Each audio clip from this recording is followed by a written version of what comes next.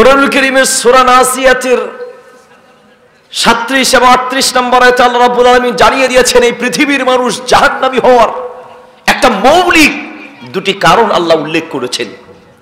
তারপরের দুই আয়াতে জান্নাতে যাওয়ার মৌলিক দুটি কারণ আল্লাহ রাব্বুল আলামিন উল্লেখ করেছেন। প্রথম দুই আয়াতে আল্লাহ রাব্বুল আলামিন জাহান্নামে মানুষ যায়, কেন যায়, যাওয়ার মৌলিক দুটি কারণ উল্লেখ করেছেন। এক নম্বর হচ্ছে ফাআম্মা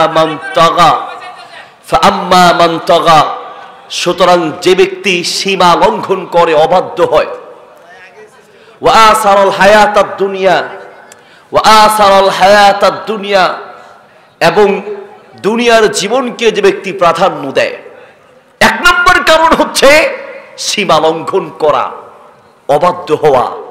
আর পৃথিবীতে মানুষ আল্লাহর অবাধ্য হওয়ার সবচেয়ে বড় কারণ হচ্ছে দুনিয়ার মহব্বত আর ভালোবাসা, ঠিক কিনা? মিশকাতুল মাসাবিহের 460 নম্বর পৃষ্ঠার একটি হাদিসের ভিতরে আল্লাহর নবী সাল্লাল্লাহু আলাইহি সাল্লাম বলছেন, ফাওয়াল্লাহর কসম করে বলছি, শোনো, লাল ফাকরা আখশা আলাইকুম ওয়ালাকিন আখশা আলাইকুম আন তুবসাত আলাইকুমুদ দুনিয়া কামা বুসিতাত আলা মান কানা ক্বাবলাকুম ফাতানাফাসুহা কামা তানাফাসুহা। শোনো, আমি তোমাদেরকে ভয় করছি তোমরা ধ্বংস হয়ে যাবে। কেন জানো? আমি আল্লাহর নবী ভয় করছি আমার উম্মত ধ্বংস হবে দুনিয়ার লোভে পড়ে, টাকার লোভে পড়ে, সম্পদের লোভে পড়ে, ঠিক কিনা? আজও ঘরে ঘরে মারামারি, আজও ভাই ভাইয়ের যুদ্ধ, ভাই ভাইয়ের শত্রু হয়েছে। সবগুলোর পিছনে টাকা আর অর্থ। অর্থই সম্পদের কারণেই মানুষ মানুষের গায়াঘাত করে, দুনিয়ার মোহে পড়ে মানুষ অধিকাংশ ক্ষেত্রে মানুষ আল্লাহর অবাধ্য হয়। এই জন্য আল্লাহ রাব্বুল আলামিন বলছেন, ফাআম্মা মান তাগা ওয়া আসারাল হায়াতাদ দুনিয়া, মানুষ অবাধ্য হওয়ার, জাহান্নামে যাওয়ার বড় কারণ হচ্ছে অবাধ্যতা। আর এই অবাধ্য হওয়ার বড় কারণ হচ্ছে দুনিয়ার মহব্বত, অর্থের মহব্বত। প্রিয় ভাইয়েরা আমার, অর্থ সম্পদ লাগবে না বিষয়টা এমন নয়।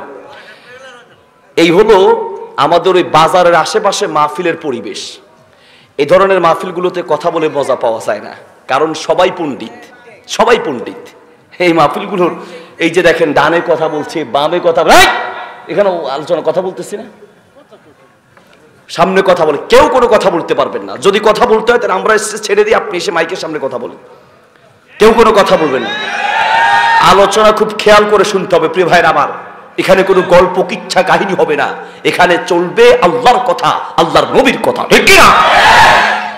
কেউ কোনো স্তব্ধ হয়ে যেতে হবে। যদি কোনো কিছু বলার থাকে স্টেজে এসে বলবেন, কতক্ষণ আপনি বলতে পারেন দেখা যাবে ইনশাআল্লাহ। যদি বলার থাকে এখানে এসে বলবেন। আলোচনা চলাকালীন একটা শব্দও করা যাবে না। রাজি আছি ইনশাআল্লাহ?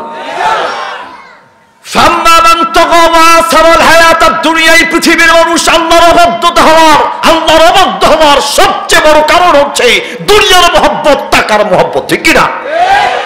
এখনো যারা দোকানগুলো বন্ধ করতে পারে নাই, এখনো যারা ব্যবসা বাণিজ্য বন্ধ করে মাহফিলে আসতে পারে নাই, বোঝা যায় তাদের কাছে আল্লাহর কোরআনের চেয়ে, নবীর হাদিসের চেয়ে দুনিয়ার মহব্বত বেশি, ঠিক কিনা? এখনো যারা ঘরে বসে আছে, এখনো যারা বাজারে গল্প গুজবে আছে, ওদের কাছে যদি কোরআন হাদিসের আলোচনার প্রাধান্যতা থাকতো, অবশ্যই ওরা মাহফিলে এসে কোরআন হাদিসের আলোচনা শোনার জন্য বসতো। প্রিয় ভাইরা, আবার বলতে যাচ্ছিলাম, আল্লাহর নবী সাল্লাল্লাহু আলাইহি ওয়াসাল্লাম বদদুয়া করেছেন, তাই সাদ্দুদ্দিন আর শোনো, ধ্বংস হোক, টাকার গোলাম ধ্বংস হোক, পয়সার গোলাম ধ্বংস হোক, সম্পদের গোলাম ধ্বংস হোক। টাকার গোলামকে, সম্পদের গোলামকে, অর্থের গোলামকে, যে ব্যক্তি দ্বীনের চেয়ে, যে ব্যক্তি ইসলামের চেয়ে, যে ব্যক্তি আল্লাহর তার রাসূলের কথার চেয়ে দুনিয়ার সম্পদকে প্রাধান্য দেয়, সে হচ্ছে সম্পদের গোলাম, ঠিক কিনা? মসজিদের মাইকে আযান হয়েছে, আপনি শুনতে পেলেন, তারপরে আপনি দোকান বন্ধ করে নামাজ পড়তে যেতে পারেন নাই। তারপরে আপনি দোকান বন্ধ করে নামাজ পড়তে যেতে পারেন নাই। বুঝতে হবে দুনিয়ার আল্লাহর ডাকের চেয়ে, আল্লাহর কথার চেয়ে আপনি দুনিয়াকে প্রাধান্য দিয়েছেন। মসজিদে আজান হচ্ছে, মসজিদে নামাজ হচ্ছে, আপনি তখনও আপনার ব্যবসা ত্যাগ করে নামাজের জন্য দাঁড়াতে পারেন নাই। আপনি আল্লাহর চেয়ে আপনার দুনিয়াকে প্রাধান্য দিয়েছেন। এই দুনিয়ায় আপনার ধ্বংসের কারণ হয়ে যাবে, ঠিক কিনা? প্রিয় ভাই আমার, নবী সাল্লাল্লাহু আলাইহি ওয়াসাল্লামের জন্যই, নবী সাল্লাল্লাহু আলাইহি ওয়াসাল্লামের জন্যই দুঃখ করে বলছেন, ফাওয়াল্লাহর কসম করে বলছি, লাল ফাকরা আলাইকুম, তোমরা দরিদ্র হয়ে যাবে। আমি আল্লাহর নবী এই ভয় পাচ্ছি না, বরং আমি ভয় পাচ্ছি আনতুবসাতা আলাইকুমুদ দুনিয়া, তোমাদের উপরে দুনিয়াকে বিলিয়ে দেওয়া হবে, দুনিয়ার মহব্বতে পড়ে যাবে। ফাতানাফাসুহা কামা তানাফাসুহা, যেমনি ভাবে পূর্ববর্তী ইহুদি খ্রিস্টান ধ্বংস হয়েছে দুনিয়ার লোভে পড়ে, আল্লাহর নবী বলছেন আমিও ভয় পাচ্ছি তোমরা ধ্বংস হয়ে যাবে দুনিয়ার লোভে পড়ে। ফাতুহলিকাকুম কামা আহলাকাতুম ফাতুলহিয়াকুম কামা আল্লাহাতুম, তারা যেমন দুনিয়ার লোভে পড়ে ধ্বংস হয়েছে, তোমরাও তেমন ধ্বংস হবে। তারা যেমন দুনিয়ার লোভে পড়ে দ্বীনকে ভুলে গিয়েছে, তোমরাও তেমন দুনিয়ার লোভে পড়ে দ্বীনকে ভুলে যাবে, ঠিক কিনা? প্রিয় ভাইরা আমার, দুনিয়া লাগবে না এর মানে এই নয়, দুনিয়া লাগবে, কিন্তু দুনিয়াকে দ্বীনের উপরে প্রাধান্য দেয়া যাবে না। আপনি দেখবেন মধু কোথাও রাখার পরে দুই ধরনের পিঁপড়া আছে। এক ধরনের পিঁপড়া একটু একটু যায়, সামান্য মধু খায়, আবার চলে যায়, কিছুক্ষণ পরে হয়তো আবার আসে, একটু সামান্য খায়, আবার চলে যায়। আরেক ধরনের পিঁপড়া আছে বেকুব পিঁপড়া, খাইতে খাইতে খাইতে খাইতে ওর বাপ দাদার নাম ডুবাইয়া খায়, খাইতে খাইতে একদম মাঝখানে গিয়ে এখন না পারে সামনে যেতে, না পারে পিছনে আসতে, মধুর মাঝেই ডুবে যায়। দুনিয়ারও কিছু মানুষ আছে দুনিয়া করতে করতে দুনিয়ার ভিতরে এমন ভাবে ডুবে পড়ে, আখিরাত ভুলে যায়, কবর ভুলে যায়, হাসর ভুলে যায়, আল্লাহ তার রাসূলকে ভুলে যায়, আল্লাহর রাসূলকে ভুলে যায়। এই জন্য বলছেন জাহান্নামে যাওয়ার বড় কারণ দুনিয়াকে প্রাধান্য দেয়া, আল্লাহর অবাধ্যতার বড় কারণ দুনিয়াকে প্রাধান্য দেয়া। প্রিয় ভাইয়েরা আমার, পানির অপর নাম জীবন, পানি ছাড়া মানুষ বাঁচার উপায় নেই, কিন্তু সেই পানিটাই যদি ঘরের ছাদ পর্যন্ত উঠে, ওই পানি আর নেয়ামত থাকে না, ওটা কেয়ামত হয়ে যায়। আগুন না হলে ভাত রান্না হবে না, আগুন না হলে তরকারি রান্না হবে না। আগুন মানুষের খুবই জরুরি, যতক্ষণ পর্যন্ত এই আগুন চুলার ভিতরে থাকবে ততক্ষণ পর্যন্ত এই আগুনটা নিয়ামত, কিন্তু এই আগুন যদি ঘরের ছাদ পর্যন্ত উঠে যায়, ওই আগুন আর নিয়ামত থাকে না, ওটা কিয়ামত হয়ে যায়। দুনিয়ার যতটুকুন দরকার ততটুকুন ঠিক আছে,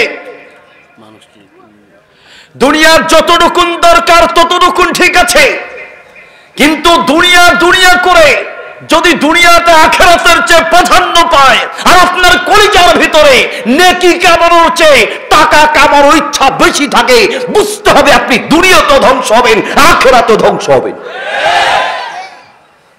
আজ আমরা অধিকাংশ মা বাবারাই সন্তানটা জন্ম হওয়ার পরই প্রথম কাজ, প্রথমেই আমরা আমাদের সন্তানদের মেধাটাকে নষ্ট করে দিচ্ছি। এই সন্তানের জন্মের পরেই তার মাথায় ঢুকায় দিচ্ছি, বাবা পড়ালেখা করে যে গাড়ি ঘোড়ায় চড়ে সে, পড়ালেখা করে যে কোটি কোটি টাকা কামায় সে, পড়ালেখা করে যে বড় বড় বিল্ডিং করে সে, তার মানে ওর মাথায় ঢুকাইয়া দিচ্ছেন, বাবা ভালো করে পড়বা, বড় স্যার হবা, ঘুষের বান্ডিল পাবা, কোটি কোটি টাকার মালিক হবা। আজ আমাদের সন্তানদেরকে প্রশ্ন করেন, বাবা তুমি বড় হয়ে কি হতে চাও? সে বলবে আমি ডাক্তার হতে চাই, সে বলবে আমি ইঞ্জিনিয়ার হতে চাই, সে বলবে আমি বড় অফিসার হতে চাই। কেন? ডাক্তার ইঞ্জিনিয়ার অফিসার হলে কি হবে? ফ্যানের নিচে বসে কলমের খোসায় টাকা কামানো যাবে, কলমের খোসায় খোসায় টাকার বান্ডিল কামানো যাবে। আর এই ছেলেটার মাথায় যখন আপনি টাকা আর টাকা ঢুকায় দিচ্ছেন, ও বড় হয়ে ওই টাকার চিন্তায় আপনার মতো মা বাপকে বৃদ্ধাশ্রমে রেখে আসে, কারণ ওর মাথায় হচ্ছে টাকা যত জমানো যাবে ততই সুখ পাওয়া যাবে। মা বাপকে বাড়িতে রাখলে টাকা বেশি খরচ হবে, জমবে কম। মা বাপকে বৃদ্ধাশ্রমে রেখে আসলে টাকা বেশি জমবে, টাকার টেনশনে মা বাপকে বৃদ্ধাশ্রমে রেখে আসে, ঠিক কিনা? আপনি অধিকাংশ মাদ্রাসার খোঁজ খবর নিয়ে দেখেন, অধিকাংশ মাদ্রাসায় আপনি দেখবেন গরিবের ছেলেগুলাই মাদ্রাসায় বেশি। আমরা মাদ্রাসা করেছি, মাদ্রাসা চালাতে গিয়ে বিপদে পড়ে যাচ্ছি, কারণ বেশিরভাগ মানুষই গরিব, আর ছেলে মেয়ের খুঁজে টুজে উড়ারে আনে, যেটা ডান দিকে তাকাইলে মনে হয় বাম দিকে তাকাইছে, কানা বড়া ল্যাংরা লুলা, তার মানে যেটা দিয়ে কোনো কাজ হবে না, মেধা দুর্বল, এটারে নিয়ত করে, হুজুর নিয়ত করছি আল্লাহ বাঁচাইলে এটারে মাদ্রাসায় দিব। আমরা বড়টা দিছি এটারে আল্লাহ, এটারে দিছি দুনিয়ার লাইনে, এটা দিনের লাইনে, তো ওটারে দুনিয়ার লাইনে দিলেন কেন? না দিছি আরে হুজুর, খোঁজ নিয়ে দেখেন যেটারে দুনিয়ার লাইনে দিছে ওটা দেখতে নায়কের মতো, চেহারা চাঁদের মতো ফক ফক করে, ওটারে দেয় দুনিয়ার লাইনে। আর যেটার কোথাও না কোথাও ট্রাবল আছে, অধিকাংশ ক্ষেত্রে সেই সন্তানটাকে মাদ্রাসায় দিতে চায়। প্রিয় ভাইরা আমার, বলতে যাচ্ছিলাম এই দুনিয়ার মহব্বত আর ভালোবাসা, আপনার সন্তানটাকে আপনি ধ্বংস করছেন, আপনি ঢুকাই দিচ্ছেন। বাবা তোমার দেখছো না, তোমার পাশের, আমাদের পাশের বাড়ির তোমার খালাতো ভাই, মামুতো ভাই, চাচতো ভাই, অমুক তমুক, এই রে কোটি কোটি টাকা তার আছে, কত বিশাল বিল্ডিং তার। বাবা যদি টাকা কামানো যায় তাহলে এইভাবে বিল্ডিং করা যায়, ওর মাথায় আপনি ঢুকাই দিচ্ছেন। প্রিয় বাবা মনে রাখবেন, অধিকাংশ গরিব ছেলেদেরকে মাদ্রাসায় পাওয়া যায়, আর অধিকাংশ ধনী বড় বড় অফিসারদের মা বাবাকে বৃদ্ধাশ্রমে পাওয়া যায়। বৃদ্ধাশ্রমে যাদের মা বাবা আছে অধিকাংশ তারা গরিব নয়, বরং বড় বড় অফিসার, যারা কোটি কোটি টাকা ঘুষের বান্ডিল পায়, ঠিক কিনা? ওদের মা বাপগুলোকে কিন্তু ওরা বৃদ্ধাশ্রমে রেখে আসে। টাকার অভাব না, বরং টাকার লোভ তাকে, তার মা বাপকে টাকার লোভ তাকে এমন অন্ধ বানিয়েছে, কোনটা মা আর কোনটা বাবা সেটার ফরক করার মতো, পার্থক্য করার মতো তার সেই জ্ঞান বিলুপ্ত হয়ে গিয়েছে। সম্মানিত প্রিয় ভাইয়ের আমার, নবী সাল্লাল্লাহু আলাইহি ওয়াসাল্লাম এই জন্য বলেন, ফাআম্মা মান তাগা ওয়া আসারাল হায়াতাদ দুনিয়া, জাহান্নামে যাওয়ার বড় কারণ হচ্ছে দুনিয়াকে প্রাধান্য দেয়া, দুনিয়াকে প্রাধান্য দেয়া। আমি আপনাকে প্রশ্ন করি, নিজের বুকের ভিতরে হাত দিয়ে বলেন তো দেখি, হুজুর আমি আমার সন্তানের ব্যাপারে যেই পরিমাণ আপনি অঙ্ক শেখানোর জন্য সন্তানের পিছনে চেষ্টা করেন, ভালো ইংরেজি শেখানোর যেই পরিমাণ চেষ্টা করেন, ভালো সার্টিফিকেট পাওয়ার জন্য যেই পরিমাণ চেষ্টা করেন, সন্তানকে দুনিয়ায় ভালো পয়সাওয়ালা বানানোর জন্য যেই পরিমাণ চেষ্টা করেন, আপনি বাপ আপনার সন্তানকে বেশি নেকি কামানোর জন্য, বড় আলেম হওয়ার জন্য, জান্নাতি হওয়ার জন্য তার 10 ভাগের 1 ভাগও চেষ্টা করেন না, ঠিক কিনা? 1 ভাগও চেষ্টা আপনি করেন না। আপনি আপনার কলিজায় হাত দিয়ে নিজেকে প্রশ্ন করেন, আপনি অঙ্ক ভালো পারে কিনা। খবর নিচ্ছেন স্যারের কাছে, স্যার আমার ছেলের অঙ্কের কি অবস্থা, ইংরেজি ভালো পারে কিনা, ভালো ভালো স্যারদেরকে খুঁজে দিচ্ছেন। আপনি পড়ানোর সময় ভালো স্কুলে পড়াচ্ছেন, ভালো কলেজে পড়ান, ভালো ভার্সিটিতে পড়ান, যত টাকা লাগে, আমার ছেলে অফিসার হবে, আর মাদ্রাসায় পড়াবেন, যত টাকা কমানো যায়, পড়া যেমনি হবে হোক, টাকা যত কমানো যায়। এটা নতুন কোনো কথা নয়। বাংলাদেশের আলহামদুলিল্লাহ বোঝার জন্য বলছি, বাংলাদেশের প্রায় এখন পর্যন্ত 32টা মাদ্রাসা আলহামদুলিল্লাহ পরিচালনা করি। 32টা মাদ্রাসার সাথে সম্পর্ক থাকার কারণে অভিজ্ঞতা নিয়ে কথাগুলো বলছি। অধিকাংশ গার্ডিয়ান মাদ্রাসায় যত কম টাকা দেওয়া যায় সেই চিন্তা করে, আর স্কুলের টাকার বান্ডিল অসুবিধা নেই, যত লাগে তাও দিব, আমার ছেলে বড় অফিসার হওয়া দরকার, বড় টাকাওয়ালা হওয়া দরকার, ঠিক কিনা? ভাইরা বলতে চাচ্ছিলাম, দুনিয়ার অর্থ সম্পদের দরকার নাই আমি তা বলছি না, লাগবে, কিন্তু সেই অর্থ সম্পদ যেন আপনাকে আল্লাহ থেকে দূরে না সরায়। সেই অর্থের লোভ আর সম্পদের লোভ, দুনিয়ার লোভ যেন আপনাকে দিন থেকে দূরে না সরায়। কত কামাবেন? নবী সাল্লাল্লাহু আলাইহি ওয়াসাল্লাম, হাদিসটি মিশকাতে আছে, হাদিসটি মুসনাদ আহমদে আছে, হাদিসটি আত-তারগীব ওয়াত তারহিব কিতাবে আছে। আল্লাহ নবী সাল্লাল্লাহু আলাইহি ওয়াসাল্লাম শুয়ে আছেন, শোয়া থেকে উঠলেন, আব্দুল্লাহ ইবনে মাসউদ রাদিয়াল্লাহু তাআলা আনহু আসলেন। কোন কোন রিওয়ায়াতে ওমর রাদিয়াল্লাহু তাআলা আনহুর কথা আছে। আসার পরে আল্লাহর নবী শোয়া থেকে উঠলেন, দেখলেন পিঠের মধ্যে চাদর বসে গিয়েছে, পিঠের মধ্যে দাগ বসে গিয়েছে। দাগ কেন দাগ বসলো? নরম কোনো বিছানা শোয়ার জন্য পায় নাই, খেজুর পাতা শক্ত বিছানা বিছিয়ে সেটার উপরে ঘুমিয়েছেন। সুন্দর মানুষ ছিল, গায়ের মধ্যে দাগ বসে গেল। ওমর রাদিয়াল্লাহু তাআলা আনহু দেখে কলিজাটা থরথর করে কেঁপে উঠল, ডাক দিয়ে বলল, ইয়া রাসূলুল্লাহ, ইন্নাল কাইসার ওয়াল কিসরা ইয়ানামানি আলা কাযা ওয়া কাযা। রোম পারস্যের বাদশারা কত ভালো ভালো বিছানায় ঘুমায়, আর আপনি আমাদেরকে বললেও তো একটা ভালো বিছানার ব্যবস্থা করতে পারতাম, আপনি কেন এত কষ্ট করে ঘুমাচ্ছেন?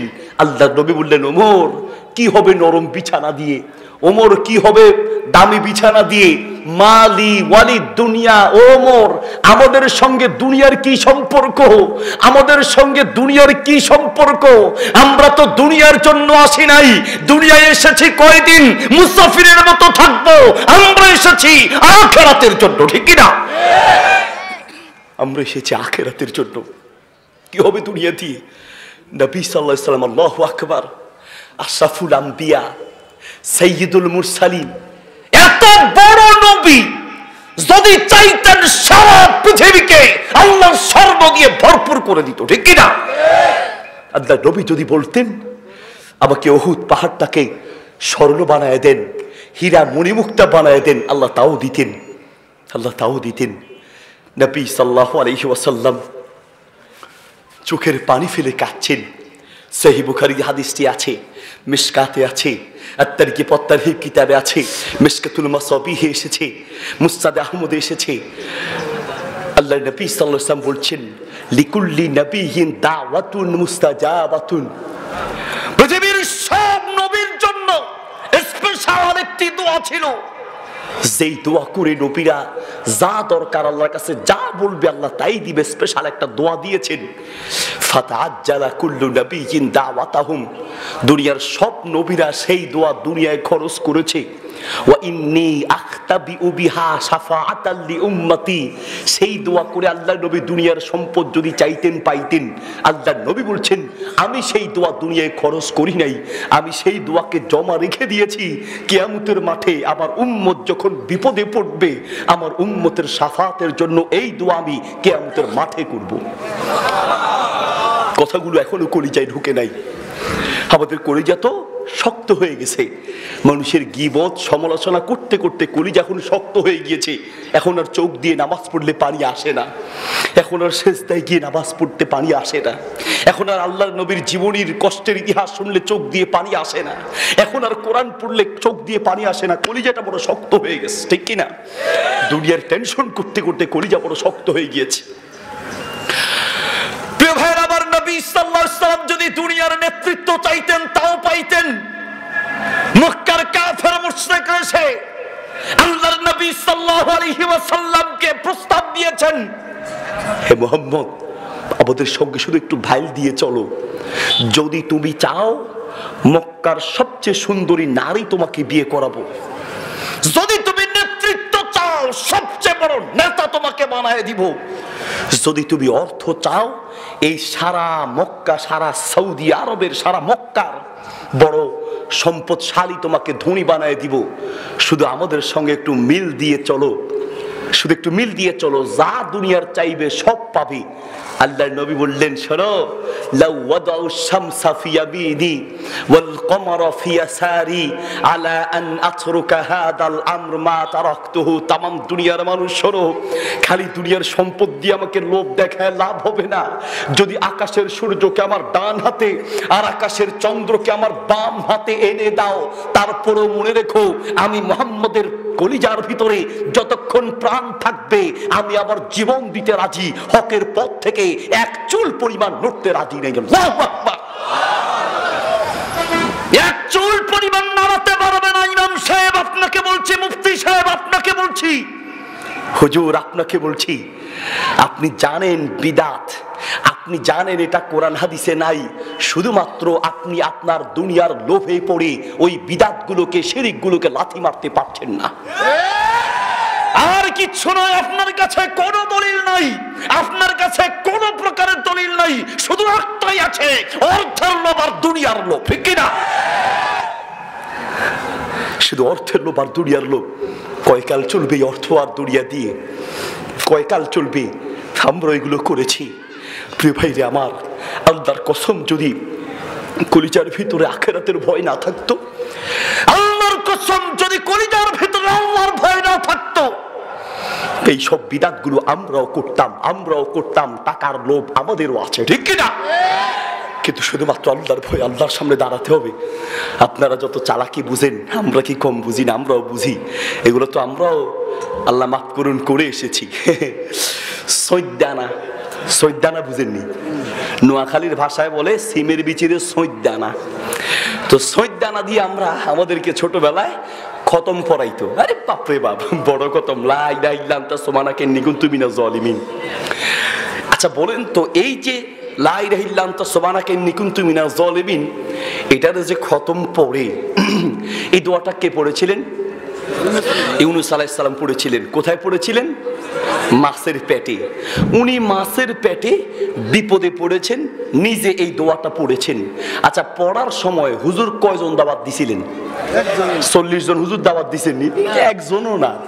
নিজে বিপদে পড়েছে, নিজে পড়েছেন, নিজে বিপদে পড়েছে, নিজে দোয়াটা পড়েছেন। ও মুসলমান, কি বুঝলেন? বিপদে আপনি পড়েছেন, আল্লাহর কাছে ক্ষমা আপনি চাইবেন। বিপদে আপনি পড়েছেন, আল্লাহর কাছে দোয়া আপনি করবেন। আপনার দোয়া লক্ষ হুজুরের চেয়ে আপনার দোয়ার দাম আল্লাহর কাছে লক্ষ গুণ বেশি, ঠিক কি না? অন্যায় করেছেন আপনি, আমরা কত চালাকি করতাম, আল্লাহ মাফ করুক। সিমের বিচি অনেকদিন রাখলে একটু ফেটে যায়, তো খতম শেষ হলে তো বিচিগুলা নিয়া ওই যিনি খতমের জন্য বলছে তারে দেখাইয়া হুজুরে বলতো যে দেখেন বাইরে আমনের খতম একবারে কবুল হয়ে গেছে, বাইরে আমনের খতম একটা 100% কবুল। কেমনে বুঝছেন? খতম পড়তে পড়তে বাইরে আমনের সৈদানা হারিয়ে গেছে। তো সিমের বিচি তো কয়দিন থাকলে গরমে এমনি ফাড়ে, এমনি তো ফাড়ে। তো এটারে কেরামতি, কেরামতি কয় ঠাড়া পরি বগা মরছে হুজুরের কেরামতি, কথা ঠিক কিনা? এবার সিমের বিচি দেখা বাইরে সানরে ভাই একবারে কবুল রে ভাই, কি হয়েছে? হারিয়ে গেছে কবুল। এমন কবুল হওয়া হয়েছে সৈদানা হারিয়ে গেছে। নাউজুবিল্লাহি মিন যালিক। বাইরে আমার অন্যায় করে কে, ক্ষমা চায় কে? আমি তো মাঝে মধ্যে বলি, এখন দুনিয়ায় উল্টা চলতে আছে। খায় আলমগীর, মোড়া হয় জাহাঙ্গীর। বিয়ে করে শামসু, আদর পায় বাচ্চু। অন্যায় করছে একজন, মাপ চাইতে আছে আর একজন। 40 জন হুজুর যারা নামাজ পড়ে, দিনদার মুত্তাকি ফরজগার পর্দা করে, কখনো হারাম খায় না, এই হুজুরগুলা 40 জনে গিয়া খতম পড়তে আছে লা ইলাহা ইল্লা আনতা সুবহানাকা ইন্নী কুনতু মিনাজ জালিমিন। আল্লাহ আমি জালিম, আমি জালিম, আমি জালিম। ইন্নী কুনতু মিনাজ জালিম মানে কি? আমি জালিম। আল্লাহ আপনি ছাড়া কোনো মাবুদ নাই, আমি জালিম। 40 জন হুজুরের খতম পড়াইতে দিয়া ওই স্যার উনি কে হুজুর আপনারা খতম পড়েন, আমি আইসা হাদিয়াটা দিব, আমার একটু কাম আছে। উনি কিন্তু খতমে নাই, ও মা উনি চলে গেল।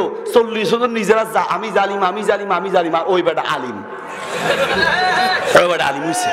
নাউজুবিল্লাহ বলেন। ও ভাইরা আমার, আমাদের নোয়াখালী ফেনীর ভাষায় বলে ফানানি, মানে গরু আছে না, গরুর দুধ ধোয়ার আগে তো বাছুর দিয়ে একটু ঠুস দেওয়ায় দুধের জোয়ারটা বসার জন্য। তো এটাকেই আমাদের নোয়াখালী ফেনীর ভাষায় বলে ফানানি। তো বাছুরের যখন ঠুস দেওয়ায়, দুধ যখন বের হয়, তো মালিক কি করে, বাছুরের টান দিয়ে বেটা তুই বারো, তোরে দিছি ফানাই বাল্লাই, দুধ তো আমি খামু। তোরে দিছি কি ফানাইবি, দুধ তো আমি খামু। এই বাংলাদেশে যত খতমের নামে বড় খতম, ছোট খতম, খতমে ইউনূস, খতমে খাজেগান, এই সবগুলোর ফানানি। আসলে এটা একটা ব্যবসা, ঠিক কিনা? এগুলোর সব মনে হচ্ছে দুনিয়ার লোভ। হুজুর আপনাকে বলছি, আপনাকে বলছি ভাইজান, আপনাকে বলছি, দুনিয়া জীবন নয়, আজকে না হয় কালকে ছাড়তে হবে, আল্লাহর গজবে পড়তে হবে, ঠিক কিনা? আপনি কার দিন নিয়ে ছেড়ে বেরিয়ে খেলছেন, কার ধর্ম নিয়ে ছেড়ে বেরিয়ে খেলছেন? যেই দিনের জন্য নবীরা জীবন বিলিয়ে দিয়েছেন, যে দিনের জন্য সাহাবীরা জীবন বিলিয়ে দিয়েছেন, আপনি সেই দিনের বিরুদ্ধে, আপনি সেই দিনটাকে কেটে টুকরো টুকরো করে সমাজে শিরক আর বিদআত প্রতিষ্ঠিত করছেন। আল্লাহর কসম, আল্লাহ আপনাকে ছাড়বে না, ঠিক কি না? প্রিয় ভাইরা আমার, কি দিয়ে আপনাকে বোঝাতে চাই দুনিয়ার লোভ যে কত বিশাল জিনিস, দুনিয়ার লোভ যে কত বড় মারাত্মক জিনিস। আজ এই দুনিয়ার লোভে পড়ে আমরা এই সমল হাজার হাজার বিদআত সমাজে প্রতিষ্ঠিত আছে, এই সবগুলো একদিনে চলে যাবে। যদি মসজিদে জিলাপি দেওয়া বন্ধ হয়, বহু বিদআত এমনি দাফন হয়ে যাবে, ঠিক কি না? এমনি দাফন হয়ে যাবে। আমরা তো এগুলো বুঝি রে ভাই। আল্লাহু আকবার। আপনার গত কয়েক বছর আগের কথা, 27 রমজান, ওই যে 26তম রাত্রি, তো এটাকে আমাদের দেশের মানুষ মনে করে কি শবে কদরের রাত্রি। শবে কদরের রাত্রি। আসলে কি তাই? সহিহ বুখারী হাদিস, সুনানে তিরমিজিতে আছে, মিশকাতে আছে, মুসনাদে আহমদে আছে। নবী সাল্লাল্লাহু আলাইহি ওয়াসাল্লাম বলেন, তাহাররাউ লাইলাতাল কদরি ফিল ভিতরি মিনাল আশরিল আওয়াখিরি মিন রমাদান। রমজান মাসের শেষ 10 দিনের যেই কোনো বেজর রাত্রিতে শবে কদর হতে পারে, লাইলাতুল কদর হতে পারে। তো আমাদের দেশের মানুষ একটা দিন নির্ধারিত করে নিছে, একটা দিন নির্ধারিত করে নেওয়ার মাধ্যমে তো আমাদের মানুষেরা বিভিন্ন মসজিদে গিয়ে ওই খতমের জন্য দোয়া চায়। তো আমার কাছে একজন আসছে, আসার পরে বলতেছে, হুজুর 4টা আপনার পোলটা দিছে, দিয়া কো হুজুর এই 4টা হাদিয়া রাখেন, কিছু টাকাও হাতে নিছে, নিয়ে কো হুজুর এগুলো আপনি রাখেন, তারপর কো হুজুর আমাদের খতমগুলা বক্সাইয়া দিয়েন। হুজুর বক্সাইয়া, খতম কেমনি বক্সাই রে ভাই, আমি তো জানি না। হুজুর আপনি বলে মুফতি সাহেব, আপনি কি এর মুফতি সাহেব, আপনি খতম পড়াইতে, এই খতম বক্সাইতে জানেন না, কি এর মুফতি সাহেব? আমি বললাম, ভাই রে, হাদিসের যত কিতাব পড়ছি পড়াইছি, বুখারী, মুসলিম, তিরমিজি, আবু দাউদ, নাসাই পড়ছি, আলহামদুলিল্লাহ পড়াইছি, কিন্তু কোন কিতাবের ভিতরে বক্সানি টকসানি পাই নাই রে ভাই। কেমনে বক্সাই তো একটু কোন? হুজুর আপনি আমার লগে মজাক করতে আছেন, আপনি এত বড় হুজুর, আপনি খতম বক্সাইতেই পারলেন না, তো শিখলেনটা কি? আমাদের দেশের অনেক মুরব্বী দেখবেন, বাচ্চারা মাদ্রাসা থেকে আসার পরে প্রথম ইন্টারভিউ নেবে, বাবা চাই পারলে জুমার নামাজের নিয়তটা কত দেখি, কথা বলেন। প্রথমে কি জুমার নামাজের নিয়ত, আল্লাহু আকবার। ইমাম সাহেব পিটাইতে পিটাইতে পিঠের চামড়া লাল করে ফেলছে, মাগার নাওয়াই টুয়ান ঠিক করতে পারে না, খালি পেঁচ লাগে, খালি পেঁচ লাগে, আছে কি নাই? হ্যাঁ, হুজুর মহাবিপদে আছি, কি হয়েছে? হুজুর খালি পেঁচ লাগে, কি সালাসা বলবো না আরবা বলবো না রাকাতাই নে বলবো, হুজুর খালি পেঁচ লাগে। আপনারে পড়তে বলছে কি আর পেঁচ লাগাইতে বলছে কি? ইসলামটাকে আমরাই কঠিন বানাচ্ছি। আল্লাহর নবী সাল্লাল্লাহু আলাইহি ওয়াসাল্লাম সহিহ বুখারী প্রথম খণ্ডের 16 নম্বর পৃষ্ঠায় বলছেন, আদ-দীনু ইউসরুন, দিন হলো সহজ, ইয়াসসিরু ওয়ালা তুয়াসসিরু, দিনকে সহজ করে উপস্থাপন করো, দিনকে কঠিন করো না। এই ধরনের নাওয়াইতুন খতম আর বিদআত দিয়ে ইসলামটাকে কঠিন করে ফেলেছে, ঠিক কি না? বলে হুজুর তাহলে নামাইতো আর লাগবে না, নিয়ত লাগবে না? নিয়ত লাগবে। আবার ভুল বুঝবেন না, সহিহ বুখারী প্রথম খণ্ডের 16 নম্বর পৃষ্ঠায় হাদিসটি রয়েছে। সহিহ বুখারী প্রথম খণ্ডে একদম প্রথম হাদিসে রয়েছে, আল্লাহ নবী সাল্লাল্লাহু আলাইহি ওয়াসাল্লাম বলেছেন, ইন্নামাল আমালু বিন্নিয়াত ওয়া ইন্নামা লিকুল্লি ইমরিন মা নাওয়া ফামান কানাত হিজরাতুহু ইলাল্লাহি ওয়া রাসূলিহি ফাহিজরাতুহু ইলাল্লাহি ওয়া রাসূলিহি ওয়া মান কানাত হিজরাতুহু ইলা দুনিয়া ইউসিবুহা আও ইমরাআতিন ইয়াতাযাওয়াজুহা ফাহিজরাতুহু ইলা মা হাজারা ইলাইহি। প্রথম কথা, ইন্নামাল আমালু বিন্নিয়াত, সব আমল নির্ভর করে নিয়তের উপরে। ওয়া ইন্নামা লিকুল্লি ইমরিন মা নাওয়া, মানুষ যা নিয়ত করবে তাই সে ফল পাবে। কাজে নিয়ত লাগবে। নিয়ত কাকে বলে? নিয়ত হলো আন-নিয়াতু হিয়া ইরাদাতুল কলব, নিয়ত হলো অন্তরের ইচ্ছার নাম। আপনি যেই আমলটি করবেন সেটা অন্তরে আপনার আসলেই নিয়ত হয়ে যাবে, ঠিক কি না? আপনি বাড়ি থেকে মসজিদে আসছেন, নামাজের নিয়ত আপনার আছে, তাহলে মসজিদে আপনি কেন গেলেন? ওযু করলেন, নামাজের নিয়ত আপনার আছে। বাকি আপনি দাঁড়িয়ে কোন ওয়াক্তের নামাজ পড়ছেন, কয় রাকাত পড়বেন, ফরজ ওয়াজিব সুন্নাত কোনটা পড়ছেন, ব্যাস এটা আপনার অন্তরে আসলেই নিয়ত হয়ে যাবে। আলাদা নাওয়াইতু আনুসাল্লিয়া লিল্লাহি তাআলা এইভাবে নিয়ত কোন হাদিসের কিতাবের ভিতরে, দূরের কথা বারান্দায় পর্যন্ত নাই। কোন হাদিসের কিতাবের ভিতরে, দূরের কথা ঢালের মধ্যেও নাই রে ভাই। কবর তার এলাকায় হয় নাই, অধিকাংশ সাহাবীদের কবর তার এলাকায় হয় নাই। বাড়ি এক জায়গায়, তার কবর আরেক জায়গায়, তার দেশ এক জায়গায়, কবরটা আরেক জায়গায়, তার জন্ম হয়েছে এক জায়গায়, কবর আরেক জায়গায়।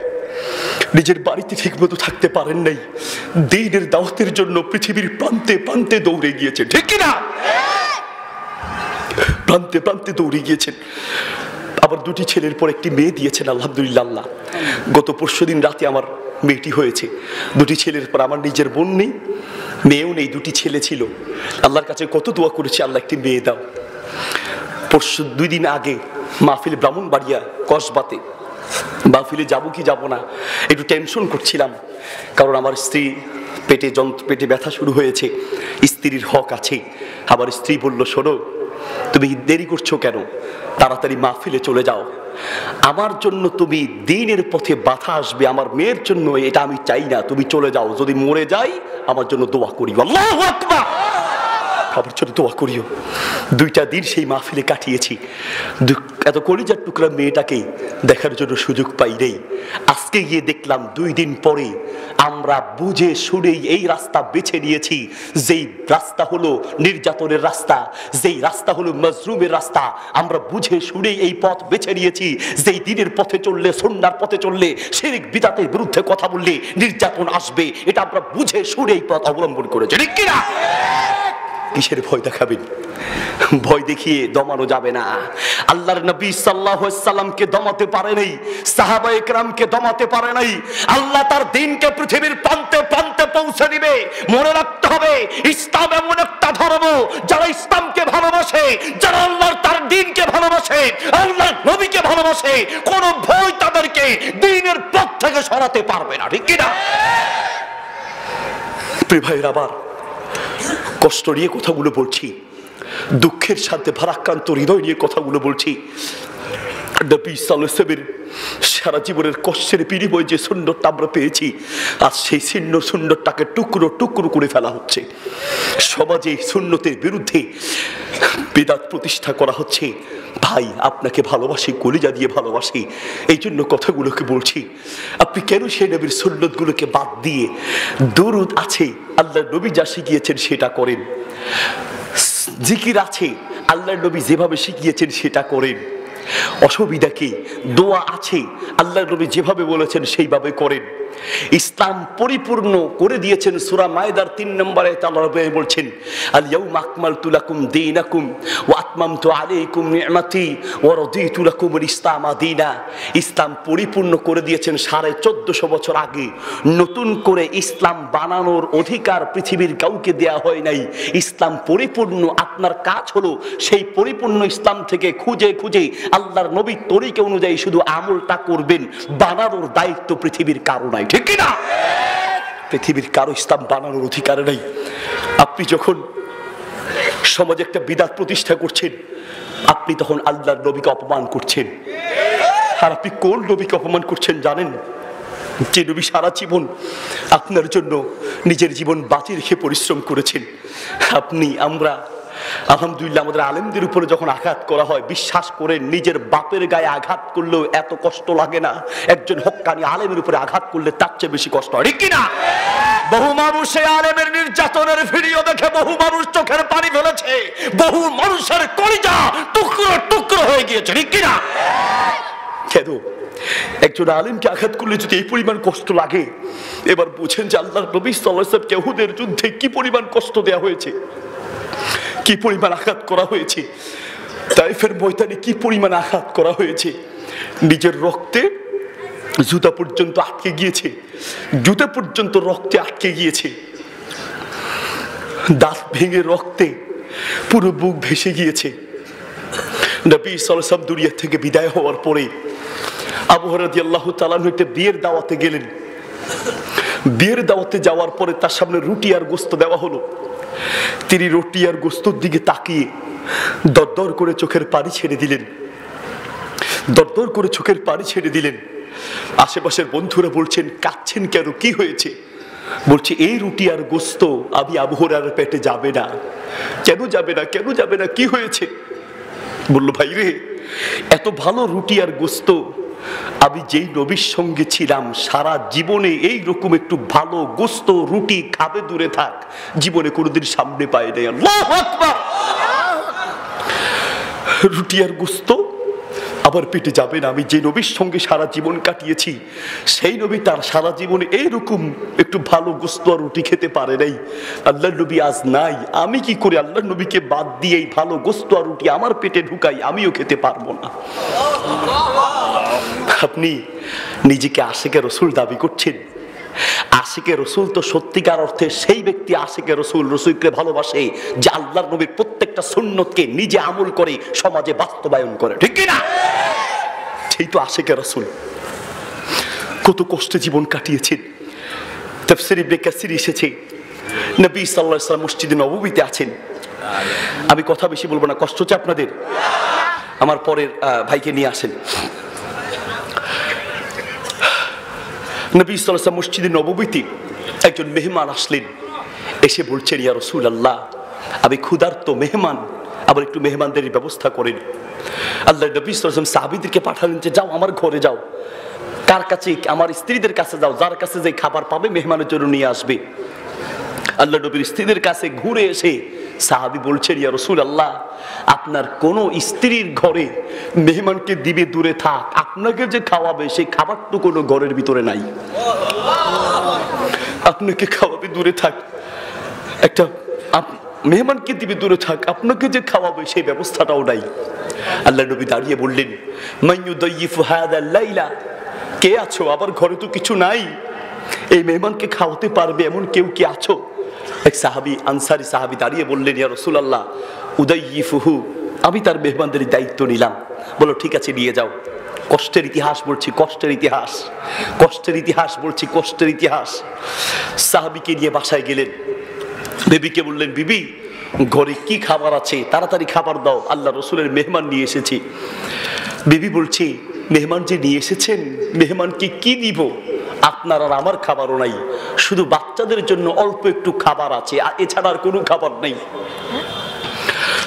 সাহাবী বললেন, বিবি আল্লাহ নবীর মেহমান, অসুবিধা নেই, কিচ্ছু লাগবে না। ওই বাচ্চাদেরকে খেলার ছলে ঘুম পাড়িয়ে দাও, বাচ্চাদেরও খাবার দরকার নেই, আর যা খাবার আছে মেহমানের সামনে দিবে।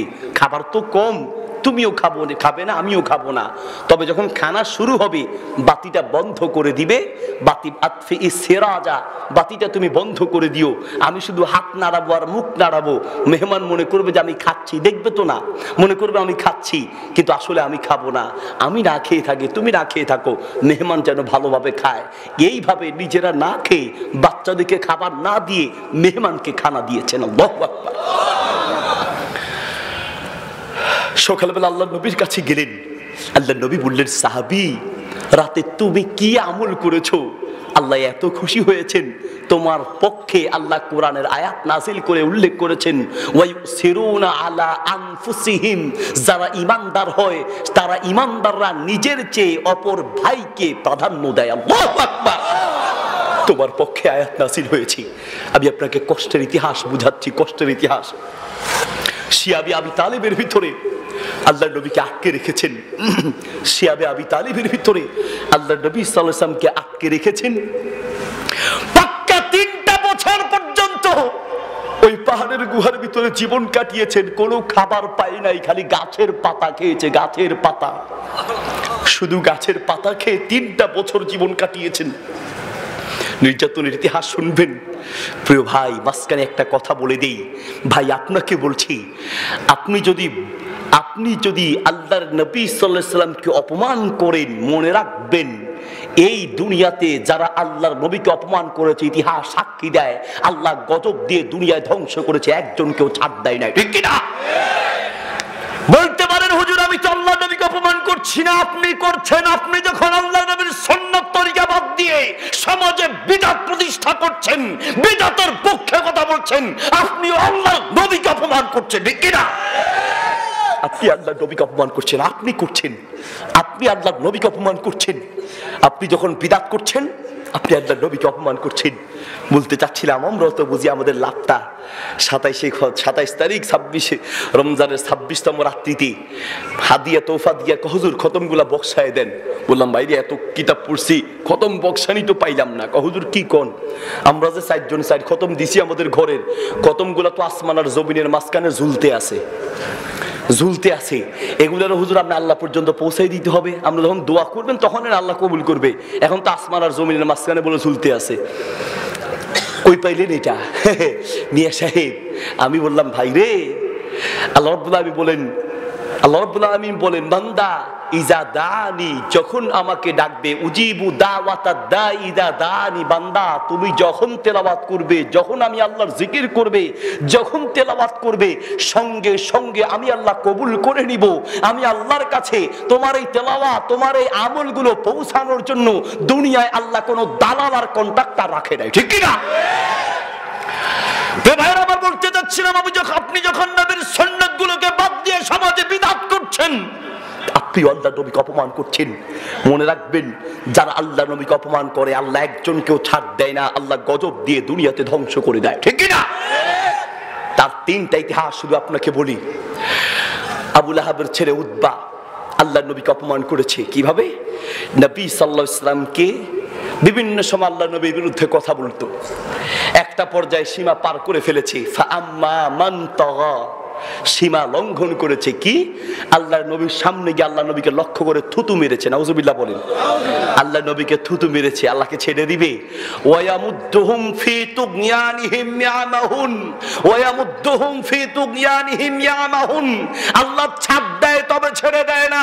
মানাদালি ওয়ালিয়ান ফাযিনতুহু বিল হারবি, যারা কোন দিনদার আল্লাহ ওয়ালা আলেমের সঙ্গে বেয়াদবি করে, আল্লাহ বলে আমি তার বিরুদ্ধে যুদ্ধ ঘোষণা করলাম। যারা কোন আলেমের উপরে নির্যাতন করে, যারা কোন আলেমের উপরে আঘাত করে, আল্লাহ তাদেরকে ছাড় দিবে না, দুনিয়ায় গজব দিয়ে ধ্বংস করে ফেলবে। ঠিক কি না? ওয়ায়ামুদ্দুহুম ফি তুগয়ানিহিম ইয়ামাহুন। আল্লাহ ছাড় দেয় তবে ছেড়ে দেয় না। আল্লাহ ছেড়ে দেয় না। উতবা আল্লাহ নবীকে লক্ষ্য করে থুতু মেরেছে। আল্লাহ সেই থুতু আল্লাহ নবীর গায়ে পড়তে দেয় নাই, আল্লাহ নবীকে বাঁচিয়ে নিয়েছেন। কিন্তু থুতু যখন মেরেছে কোনো ছাড় নেই। আল্লাহ নবী বললেন, আল্লাহুম্মা সাল্লিত আলাইহি কালবাম মিন কিলাবিক, আল্লাহুম্মা সাল্লিত আলাইহি কালবাম মিন কিলাবিক। আল্লাহর পিছনে একটা হিংস্র প্রাণী লাগায় দাও, একটা সিংহ লাগায় দাও, একটা কুকুর, একটা সিংহ, একটা হিংস্র প্রাণী সিংহ লাগায় দাও। আবু লাহাবের ছেলে উতবা আবু লাহাবকে গিয়ে বলছে, বাবা আজকে একটা কাজ করেছি। কি? মুহাম্মদকে লক্ষ্য করে থুতু মেরেছি। আবু লাহাব বলল, কি বলো তুমি, এত বড় কাজ করলা? মুহাম্মদ কি কিছু বলেছে? বলছে, হ্যাঁ, আব্দুল্লাহর বেটা মুহাম্মদ সাল্লাল্লাহু আলাইহি ওয়াসাল্লাম, মুহাম্মদ বলেছে যে আমার পিছনে নাকি সিংহ লেগে যাবে। আবু লাহাব বলছে, বাবা যদি মুহাম্মদ বলে থাকে তাহলে তোমার খবর আছে, কারণ ইতিহাস সাক্ষী দেয় পৃথিবী উল্টে যেতে পারে, কিন্তু আব্দুল্লাহর বেটা মুহাম্মদের কোনো একটা শব্দ বিপরীত হতে পারে না। যেহেতু তোমার বিরুদ্ধে বদদুয়া করেছে, সিংহ লাগার কথা বলেছে, বাবা তোমার জন্য হুঁশিয়ার, তুমি সতর্ক থেকো। সবসময় বাবা আমার সাথে থাকবা, আমি কোনো সিংহ আসলে আমি তোমাকে বাঁচায় দিব, সবসময় আমার সাথে থাকবা। আবু লাহাব ছেলেকে বলছে যে তুমি সবসময় আমার সাথে থাকবা, আমি তোমাকে দেখে রাখবো। আপনার কি মনে হয় আল্লাহ যদি গজব দেয় ঠেকানোর ক্ষমতা পৃথিবীর কারো আছে? যেখানে যায় ছেলেকে সাথে নিয়ে যায়, যেখানে যায় ছেলেকে সাথে নিয়ে যায়। সিরিয়াতে যাবে তো ছেলেকে বলছে, বাবা তুমি যদি বাড়িতে থাকো তোমাকে দেখার কেউ নাই, চলো আমার সাথে ব্যবসায় সিরিয়ায় চলো, আমার সাথে তোমাকে রাখবো, সিংহ আসলে আমি বাঁচাবো। তো সিরিয়ায় ব্যবসা করলেন। ব্যবসা করে ফেরার পথে একটা জঙ্গল, তো জঙ্গলের থেকে একটু অনেক দূরে গিয়ে একটা জায়গায় তাঁবু টানালেন। মানে যেই তাঁবুর নিচে আরবরা, আপনারা দেখেছেন এরকম প্যান্ডেল করে তার নিচে আরবরা থাকে, তো তাঁবু টানালেন, ভিতরে থাকবে। কিন্তু আবু লাহাবের ভিতরে একটা ভয় আছে। কি ভয় বলেন তো? ওই যে সিংহ যদি কখন এসে খেয়ে ফেলে। তো ঘুমানোর ক্ষেত্রে চিন্তা করলো যে সবাই ঘুমানো যাবে না, দুই ভাগ করলো। এক ভাগকে বললো আমরা ঘুমাবো, আর এক ভাগকে বললো যে তোমরা পাহারা দিবে, আমরা আবার উঠলে তোমরা ঘুমাবে, আমরা পাহারা দিব। কি পাহারা দিবে? কথা বলে না। কি পাহারা দিবে? সিংহ পাহারা দিবে। তো আবু লাহাব ঘুমায় গেল। সবাইকে ঘুম বানানোর ক্ষেত্রে খুব সিস্টেম করে সবাইকে গোল করে ঘুম বানিয়ে ঠিক মাঝখানে আবু লাহাবের ছেলে উতবাকে রেখে আর সবাই চারপাশে গোল হয়ে ঘুমিয়েছে। সিংহ আসলে অন্তত যেন উতবাকে না পায়। সবাই ঘুমাচ্ছে, যারা জাগ্রত পাহারায় আছে। একটা সিংহ এসে খালি মুখটা হা করেছে। যেগুলো পাহারায় ছিল সবগুলো চিন্তা করে চাচা আপন জান বাঁচা, নিজে বাঁচলে বাপের নাম। এতক্ষণ পাহারা দিতে আছে, খালি সিংহর মুখ দেখাই দিছে তোর। আমাদের সমাজে অনেক আপনি বিদাতি আছে, বসে বসে পরিকল্পনা করে কেমনে কোরআন সুন্নাহর অনুসারী আলেমদেরকে ঠেকানো যায়। মিয়া সাহেব কি দিয়া বুঝাই, আল্লাহ যেই দ্বীনকে জ্বালায় পৃথিবীর কোনো ক্ষমতা নাই সেই দ্বীনের আলো নিভাতে পারে, ঠিক কিনা? 200 ইঁদুর মিলে মিটিং করে বিড়ালের গোষ্ঠী এলাকা রাখা যাবে না। কেন? কই বিড়ালের কারণে আমরা আকাম কুকাম করতে পারি না। যারা বিদাতি তারা খালি তাদের শত্রুই হলো খালি কোরআন সুন্নাহর অনুসারী আলেমরা, ঠিক না? কারণ এদের কারণে আমরা কিছু খতম টতম বিদাত টেদাত করে একটু পকেট উঁচা করতাম, এদের কারণে আমরা পারি না, এলাকা রাখা যাবে না। তো ইঁদুরেরা মিলে যদি মিটিং করে 200 ইঁদুর, বিড়াল ওখানে যাইয়া যদি খালি ম্যাও একবার করে, এই 200 ইঁদুরের এই অজু ঠিক থাকবে? অজু ঠিক থাকবে? খালি বিড়াল ম্যাও লগে সব মিটিং শেষ। প্রিয় ভাইরা আমার, এদেরকে পাহারায় দিয়েছে, সিংহ হয়েছে, হা করেছে, সবগুলা দিছে দৌড়। দূরে যখন কিছু দূর গেল, সিংহ আর তাদেরকে দৌড়ায় না, কারণ আসল আসামি তো তারা না, আসল আসামি কই? এখানে আছে। তোরা দূর থেকে চিন্তা করে, ভাই কাছে যাওয়া যাবে না, দূরে থেকে দেখি ঘটনা কি ঘটে। যায় দেখতেছে সিংহ সবগুলোর মুখের কাছে নিয়ে, নাক নিয়ে মুখ থেকে গন্ধ শুকতে লাগলো। শুকতে শুকতে সবার গন্ধ শুকা শেষ, আসল আসামি পায় না। আসল আসামি কই? মাঝখানে। এক লাফ দিয়ে মাঝখানে গিয়েছে। মাঝে যাওয়ার পরে যখন নাকটা মুখের কাছে নিল, এই যে মুখ পেয়ে গেল, এই মুখ দিয়েই তো আল্লাহর নবীর বিরুদ্ধে কথা বের হয়েছে, এই মুখ দিয়ে তো আল্লাহর নবীর বিরুদ্ধে থুতু বের হয়েছে। এই মুখটাকে এখানে রাখা যাবে না। শরীর থেকে মুখটা ধরে আলাদা করে, শরীর এক জায়গায়, মাথাটা আরেক জায়গায় নিয়ে গেল। ইতিহাস সাক্ষী দেয়, যারা আল্লাহর নবীকে অপমান করেছে, আল্লাহ একজনকেও ছাড় দেয় নাই, আল্লাহ গজব দিয়ে দুনিয়াতে ধ্বংস করেছে, ঠিক কিনা?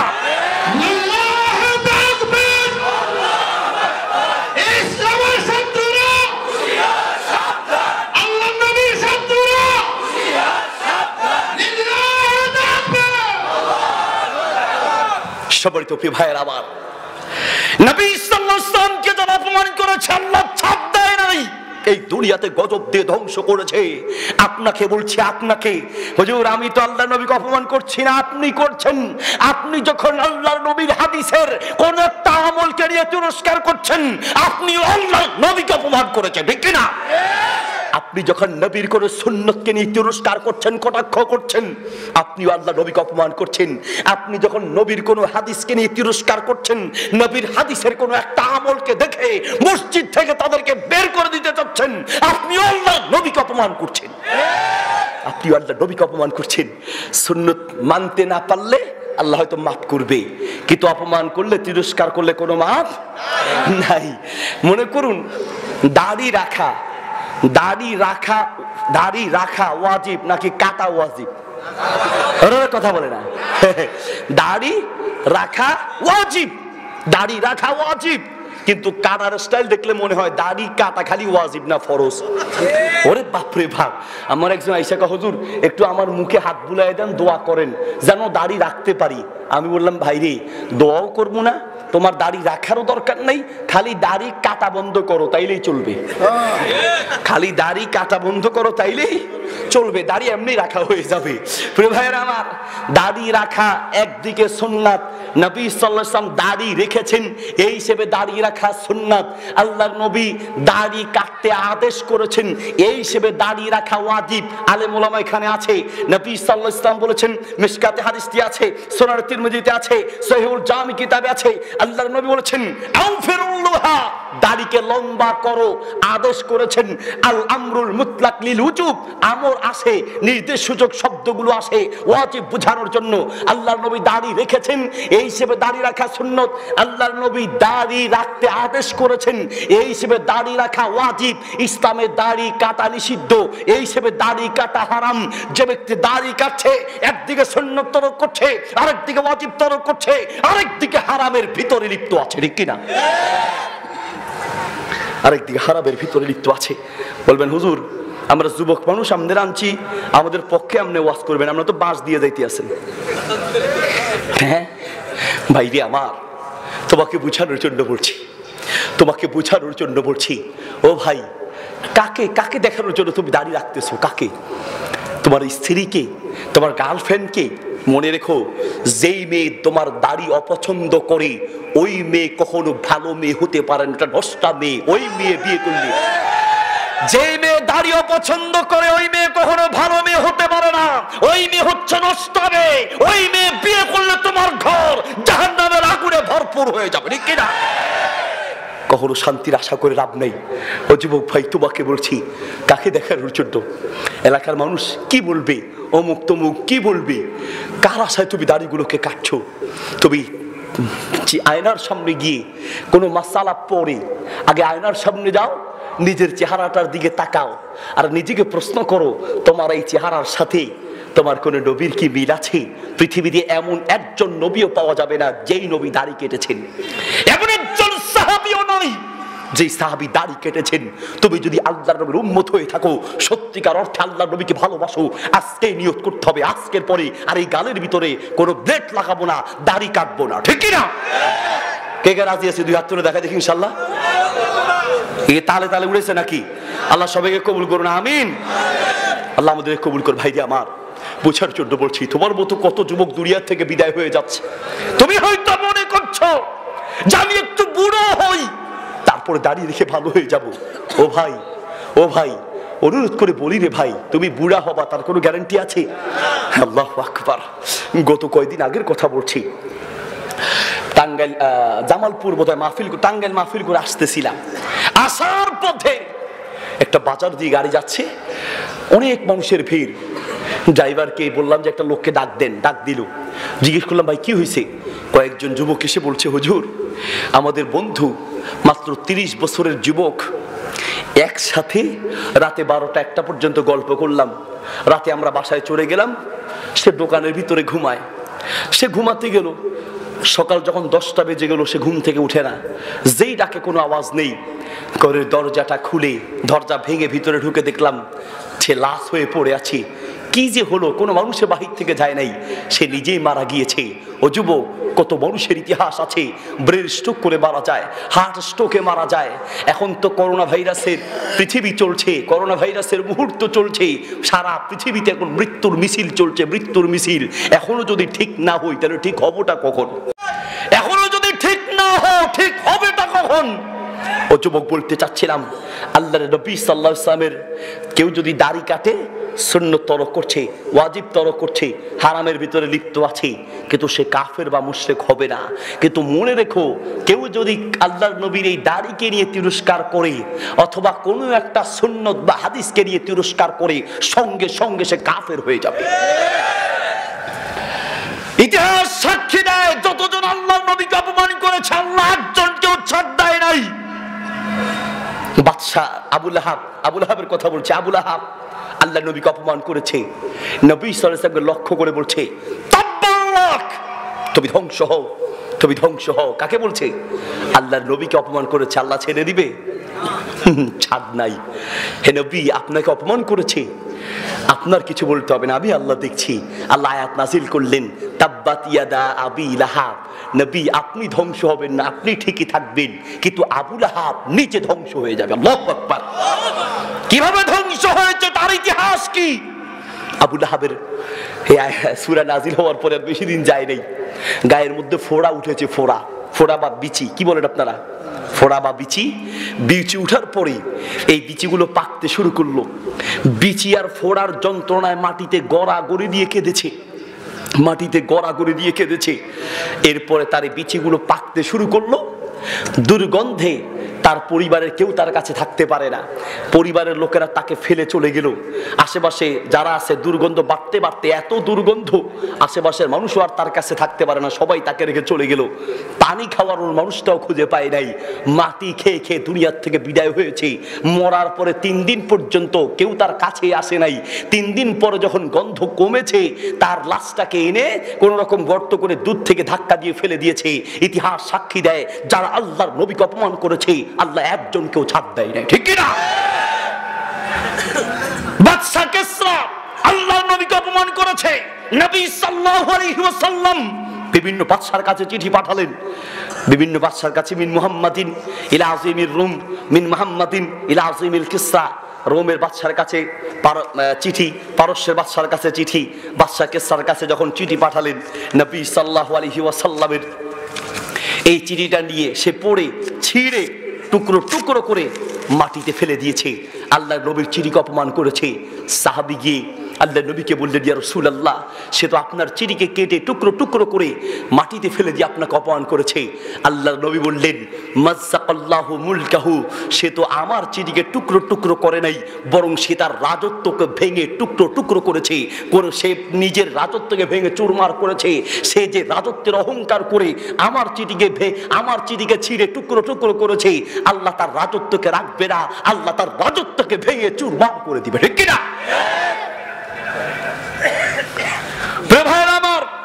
এরপরে আর বেশি দিন যায় নাই, সেই বাদশা কিসরা আর তার ছেলে, এই দুইজনের মাঝে একটা দ্বন্দ্ব। কি? বেয়াদবি মাফ করবেন, বাপও নারী লোভী, ছেলেও নারী লোভী। বাপও ধর্ষক, ছেলেও ধর্ষক ছিল। বাপও জেনাকার, ছেলেও জেনাকার ছিল। বাপ মনে করত ছেলে আমার পথের কাঁটা, ছেলে মনে করত বাপ আমার পথের কাঁটা। এই জন্য বাপ সিদ্ধান্ত নিয়েছে আমার ছেলেকে যদি শেষ করা যায় তাহলে এ পুরো রাজত্ব আমার, যাকে ইচ্ছা আমি তাকে রাজদরবারে নিয়ে আসতে পারি। ছেলে সিদ্ধান্ত নিয়েছে আমার বাপকে যদি হত্যা করা যায়, যেই কোনো মেয়েকে আমি রাজদরবারে আনতে পারি, বাপকে শেষ করা দরকার। বাপ ছেলেকে হত্যার পরিকল্পনা, ছেলে বাপকে হত্যার পরিকল্পনা। বাপ ছেলেকে হত্যার পরিকল্পনা করছে। বাপ চিন্তা করলো আমি বয়স্ক মানুষ, আমার ছেলের সাথে আমি শক্তি দিতে পারবো না, তবে কৌশলে ছেলেকে হত্যা করব। কিভাবে? একটা ঔষধের বোতল নিয়ে ঔষধের বোতলের ভিতরে বিষ ঢুকিয়ে উপরে লিখে দিয়েছে হাযা দাওয়াউন মুকাফফিল লিল জিমা, হাযা দাওয়াউন ইউকাফফিলিল ওয়াতি। এই ঔষধ খেলে, বেয়াদবি মাফ করবেন, যৌন শক্তি বাড়ে। এই ঔষধ খেলে যৌন শক্তি বাড়ে। বাপ তো জানে আমার ছেলে হলো ধর্ষক, বেয়াদব, জেনাকার। ও যদি এই ঔষধ পায় একবারে মধুর মতো, পানির মতো ডকডক করে খাবে। ভিতরে বিষ দিয়ে উপরে লিখে দিয়েছে এই ঔষধ খেলে যৌন শক্তি বাড়বে। এটা নিয়ে ছেলের রুমে রেখে আসবে, ওষুধের ঘরে রেখে আসবে। ঠিক সেই মুহূর্তেই ছেলে একটা ধারালো ছুরি নিয়ে এসে বাপের মাথা ধরে গলায় ছুরি চালিয়ে বাপকে হত্যা করে ফেলেছে। বাপকে হত্যা করার পরে বাপের হাতের মধ্যে দেখছে ঔষধের বোতল। ঔষধ খেলেই যৌন শক্তি বাড়বে। বেয়াদবি মাফ করবেন, বোঝার জন্য বলছি। ছেলে চিন্তা করে, ও আমার আব্বা বুড়া বয়সে যা কাম করতো এই ওষুধ খাইয়াই তো করতো। আচ্ছা গেছে, যাক বলা দূর হয়েছে, এখন আমার শক্তির দরকার। রাজত্ব আমার, আকাম করতে হলে তো আগে শক্তি লাগবে, শক্তির দরকার। শক্তির কথা চিন্তা করে এবার ওষুধ খাইলো না বিষ খাইলো? বাপকে নিজে হত্যা করেছে, ঔষধ বনাম বিষ খেয়ে নিজেও চিৎপটাং হয়ে আছে। রাজত্ব আসলো মেয়ের হাতে। কয়দিন পর রাজত্ব শেষ। ইতিহাস সাক্ষী দেয় যারা আল্লাহর নবীকে অপমান করেছে, আল্লাহ একজনকেও ছাড় দেয় নাই, দুনিয়ায় গজব দিয়ে ধ্বংস করেছে। ঠিক কিনা? ফাম্মা মান তাগা ওয়া আসারাল হায়াতাদ দুনিয়া ফাইনাল জাহিমা হিয়াল মাওয়া। মানুষ ধ্বংস হওয়ার এক নম্বর কারণ হচ্ছে সীমা লঙ্ঘন করা। আল্লাহ ছাড় দেয় তবে ছেড়ে দেয় না। সীমা লঙ্ঘন করায় পৃথিবীতে আল্লাহর গজব নাজিল হওয়ার অন্যতম বড় একটা কারণ। প্রিয় ভাইরে আমার, আল্লাহর নবী সাল্লাল্লাহু আলাইহি ওয়াসাল্লাম একটা সীমা দিয়েছেন। কোন পদ্ধতিতে আপনি ইবাদত করবেন সব সীমা আল্লাহ দিয়েছেন।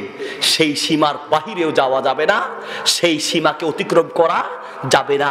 সূরা হুজরাতের 1 নম্বর আয়াতে আল্লাহ বলছেন, ইয়া আইয়ুহাল্লাযীনা আমানু লা তুকদ্দিমু বাইনা ইয়াদাইল্লাহি ওয়া রাসূলিহি। শোনো, আল্লাহ তার রাসূল থেকে বাড়তে যেও না। আল্লাহ তার রাসূল যা দিয়েছেন তাই অনুসরণ করো, একটা শব্দ বাড়তে যেও না। প্রিয় ভাইয়ের আমার, কি দিয়ে আপনাকে বুঝাই? আমরা যেই সকল ইমামদেরকে অনুসরণ করি, ইমাম আবু হানিফা রাহিমাহুল্লাহ বিশ্বের নাম করা একজন ইমাম, আমরা তাকে মাথার তাজ মনে করি, কলিজা দিয়ে ভালোবাসি, প্রাণ দিয়ে তাকে ভালোবাসি। ঠিক কি না? ইমাম আবু হানিফার। তবে আমরা এমনটা নই যে এক ইমামকে ভালোবাসলাম আর বাকি ইমামদেরকে অপমান করলাম, এমনটা নই। যেই ইমামগণ, যেই আলেম ওলামা, যেই ইমামগণ ইসলামের জন্য নিজের জীবনকে বাজি রেখে দ্বীনের খেদমত করেছেন, সব ইমামকে আমরা প্রাণ দিয়ে ভালোবাসি। ঠিক কি না? আমরা সেই ইমামদেরকে ভালোবাসি। প্রিয় ভাইয়ের আমার, সেই ইমামগণ কি বলেছেন ইসলামের ব্যাপারে, ইসলাম পালনের ব্যাপারে সেই ইমামগণ কি বলেছেন? কয়েকটা কথা আপনাকে শুধু শুনাই। ইমাম, আপনি যেই ইমামের দোহাই দিয়ে, যেই হুজুরের দোহাই দিয়ে আপনি আল্লাহর নবীর সুন্নত থেকে দূরে সরে পড়ছেন, সেই ইমামগণ আল্লাহর নবীর অনুসরণের ব্যাপারে কত কঠিন বক্তব্য দিয়েছে। যদি আপনার ভিতরে হেদায়েত থাকে, আল্লাহ হয়তো এই কথাগুলো হেদায়েতের উসিলায় বানায় দিতে পারেন। ঠিক কি না? ইমাম আবু হানিফা রাহিমাহুল্লাহ, দেখে বলছি, কথা আমার বানোয়াট কথা নয়। প্রিয় ভাইয়ের আমার, এই কথাগুলো আমি উল্লেখ করেছি। আমার একটা বই লেখা আছে, ইমান ভঙ্গের 60টি কারণ, একটা বই। এই বইটা লেখার পর অনেকে বলে, হুজুর ইমান ভঙ্গের আবার কারণ আছে? আমাদের সমাজে ওযু ভঙ্গের কারণ আমরা জানি, নামাজ ভঙ্গের কারণ জানি, রোজা ভঙ্গের কারণ জানি, ইমান ভঙ্গের কারণ জানি না, তাওহীদ ভঙ্গের কারণগুলো জানি না। জানবো কোত্থেকে? আমাদের মসজিদগুলোতে নামাজের ওয়াজ দেন, ফাটিয়ে দিবে ফাটিয়ে, রোজার ওয়াজ দেন, ফাটিয়ে দিবে, পর্দার ওয়াজ দেন, মাশাআল্লাহ ফাটিয়ে দিবে, তাওহীদের ওয়াজ দেন, বেদাতের ওয়াজ দেন, ইমান ভঙ্গের কারণের বিষয়ে ওয়াজ হিসেবে দেন, দেখবেন নিজেই ফেটে যাবে। নিজেই ফেটে যাবে, ফাটিয়ে দিবে তো দূরে থাক, নিজেই ফেটে যাবে। সম্মানিত প্রিয় ভাইয়ের আমার, বলতে চাচ্ছিলাম ইমাম আবু হানিফা রাহিমাহুল্লাহকে প্রশ্ন করা হয়েছে। মোহতারাম সম্মানিত হাজরিন, আমি আর আলোচনা দীর্ঘায়িত করব না। আমি তো আপনাদের ঘরের মানুষ, জায়গায় জায়গায় আসি, তাই না? কত জায়গায় মাহফিল করলাম আলহামদুলিল্লাহ। এখানে তো আমি গত বছরও ছিলাম মনে হয়, এই মাহফিলে গত বছর ছিলাম। আশেপাশে অনেক জায়গায় মাহফিল করেছি। প্রিয় ভাইয়ের আমার, আমি আর আলোচনা দীর্ঘায়িত করব না। আসুন ইমাম হানিফা রাহিমাহুল্লাহর ব্যাপারে একটি কথা বলেই আলোচনা শেষ করে ফেলছি।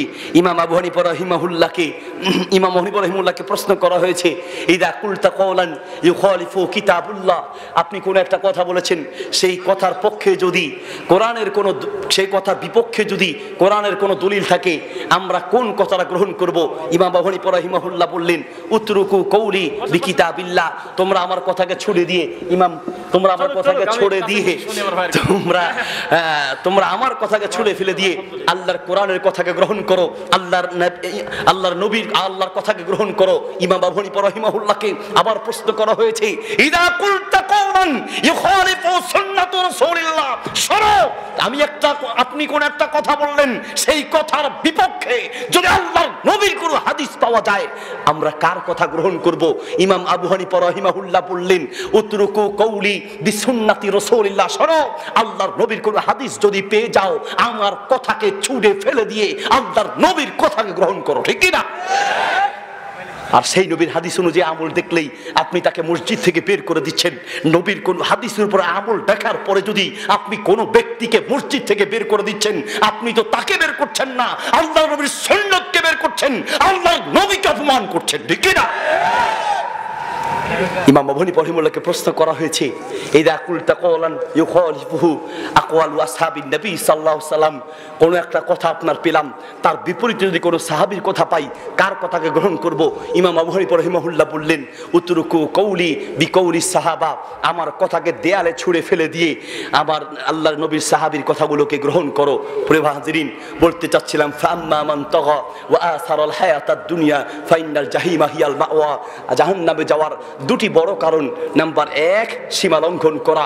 নবী সাল্লাল্লাহু আলাইহি ওয়াসাল্লাম দ্বীনের জন্য একটা সীমা নির্ধারণ করেছেন, এই সীমা লঙ্ঘন করে যখন আপনি বিদআত করবেন, আপনি জাহান্নামে যেতে হবে। যখন আপনি আল্লাহর নবী দিয়ে যাওয়া তাওহীদের সীমাকে লঙ্ঘন করে শিরকে লিপ্ত হবেন, আপনাকে জাহান্নামে যেতে হবে।